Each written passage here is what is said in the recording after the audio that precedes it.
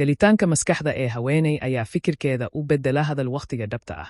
Ku dhowaad 20 sano kadib markii uu ku dhacay istaroog maskaxda ka soo booday iyada oo 30 jir ah taasoo keentay inay awoodi weydo inay hadasho, haweeney ku nool Maraykanka ayaa dib u heshay awood ay ugu beddesho fikradeeda erayo wakhtiga dhabta ah iyada oo ay ugu wacan tahay habka cusub ee maskaxda computer interface. Saaxiib sabskaraab isaar mahadsanid. Iyada oo la falanqeeyay dhaqdhaqaaqa maskaxeed ee 80 mililbiriqsi kororsi oo loo turjumayo qaab la isku dubariday oo codkeeda ah, habka cusub ee cilmi baarayaasha Maraykanku waxa ay meesha ka saareen dib u dhac niyad jab leh oo ragaadiyey noocyadii hore ee tiknoolajiyada.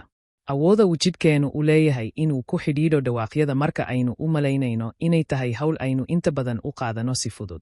Kaliya wakhtiyo naadir ah markana lagu qasbo inaan u hakino tarjumaha ama aan maqalno hadalkayagii oo dib u dhac ku yimid codeeyaha, ayaan qadarinaynaa xawaaraha anatomikeena.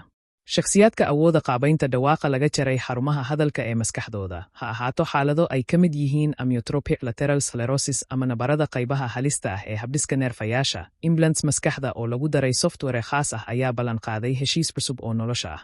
Tiro ka mid ah mashruucyada tarjumaadda hadalka ee BRI ayaa dhowaan la arkay horumaro aad u wanaagsan, mid walbana wuxuu hiigsanayaa inuu meesha ka saaro wakhtiga la qaatay si uu hadalka uga soo saaro fikradaha.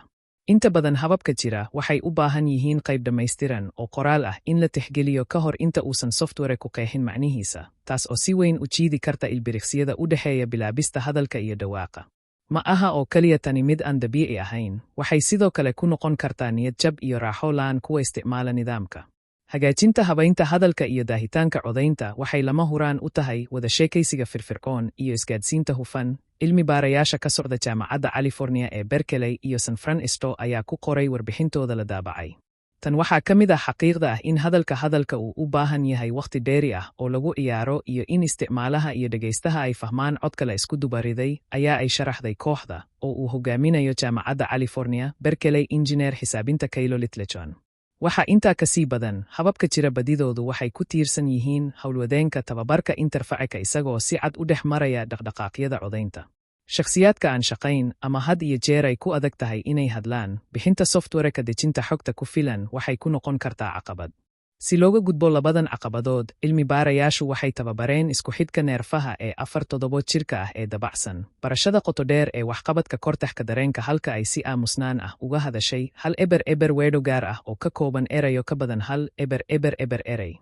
Littlejohn iyo asxaabtiisa sidoo kale waxay isticmaaleen qaab isgaarsiin oo la caawiyey oo ku salaysan 5 eber weedho iyagoo isticmaalaya tiro yar oo kelmado ah. Jaantus tarjumaadda hadalka. Ku shaqaynta korodhka sideed eber milliseconds, habkan ugu dambeeyey ee amarada neerfaha loogu turjumayo, hadalka waxa uu u xidhiidhi karaa si dabiici ah oo ku dhow. Si ka duwan habab hore, nidaamkani kuma lug lahayn ka qayb qaataha isku dayay inuu cod bixiyo, kaliya inuu ka fikiro weedhaha maskaxdeeda.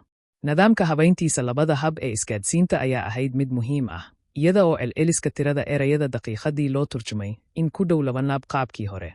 Muhiimad ahaan, adeegsiga habka saadaalinta oo si joogto ah u tarjumi kara duulimaadka ayaa u oggolaatay hadalka ka qayb qaataha inuu u qulqulo si dabiici ah oo aad uga badan oo 8 jeer ka dheereeya hababka kale. Xataa waxa ay u ekayd codkeeda oo kale, iyada oo ay ugu wacan tahay barnaamijka isku dhafka codadka ee ku salaysan duubistii hore ee hadalkeeda. Ku socodsiinta habka khadka tooska ah iyada oo aan xadidnayn wakhtigii loogu talagalay, kooxdu waxay muujisay xeeladooda xitaa inay tarjumi karto calaamadaha neerfaha ee matalaya erayada aan si ula kac ah loogu tababarin. Qorayaashu waxay xuseen in weli boos badan loo hayo ka hor inta aan habka loo tixgelinin mid caafimaad ahaan shaqayn kara. Inkasta oo hadalku ahaa mid la fahmi karo, waxa ay aad uga gaabisay hababka qoraalka. Si kastaba ha ahaatee, iyadoo la tixgelinayo ilaa inta ay tiknoolajiyada soo gaadhay dhowr sano gudahood, si kastaba ha ahaatee, waxaa jirta sabab lagu rajo qabo in kuwa aan codka lahayn ay dhowaan ku heesi doonaan ammaanta cilmi baarayaasha iyo qalabkooda akhriska maskaxda.